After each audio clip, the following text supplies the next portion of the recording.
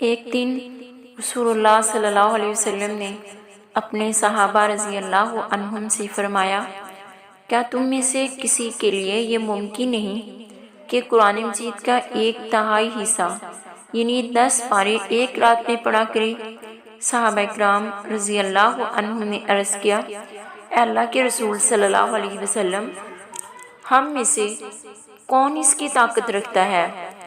تو اس پر آپ صلی اللہ علیہ وسلم نے فرمایا، سورۃ الاخلاص قرآن مجید کا 1/3 حصہ ہے۔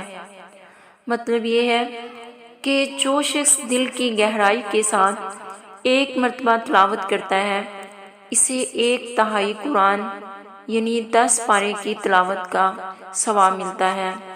سبحان اللہ۔ کوشش کیا کریں کہ روز 3 بار سورہ اخلاص ضرور پڑھیں تاکہ ہمیں پورے قرآن کا اجر ملے۔